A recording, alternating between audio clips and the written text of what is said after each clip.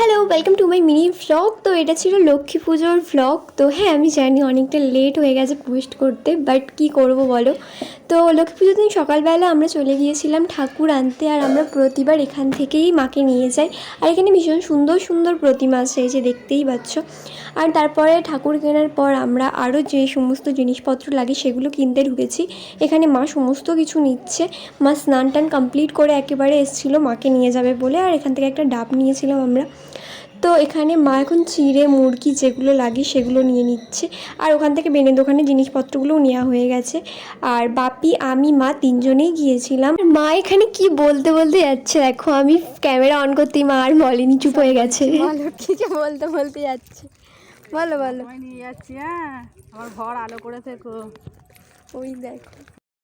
তো তারপর বাড়ি এসে আমি এখানে আলপনা দিতে বসে গেছি স্নান টান কমপ্লিট করে, আর মাও এখানে লুচি ভাজতে আরম্ভ করে দিয়েছে ঠাকুরের ভোগ প্রসাদ দেওয়ার জন্য।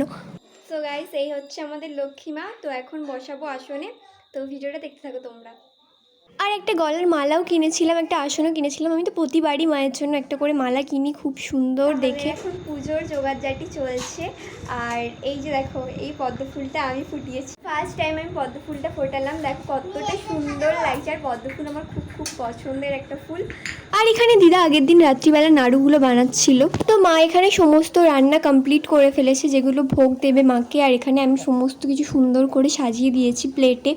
আর একটা ফুলের আসনও কিনেছিলাম মা লক্ষ্মীর জন্য, যেটাতে বসানো হয়েছিল আলপনার উপরে, বাট সেটা তোমাদের সঙ্গে শেয়ার করা হয়নি। আর জানো তো, আগের বছর যখন ঠাকুরমশাই আমাদের বাড়িতে পুজো করতে এসেছিলো, পদ্ম ফুলটা ফোটায়নি, এমনিই জাস্ট দিয়ে দিয়েছিল। তাই জন্য আমি এবারে পদ্ম ফুলটা নিজে নিজেই ফুটিয়ে দিয়েছি। আর 8:30 পর্যন্ত অপেক্ষা করার পর ঠাকুরমশাই আসেনি, তার জন্য মা নিজেই পুজো করে নিচ্ছে।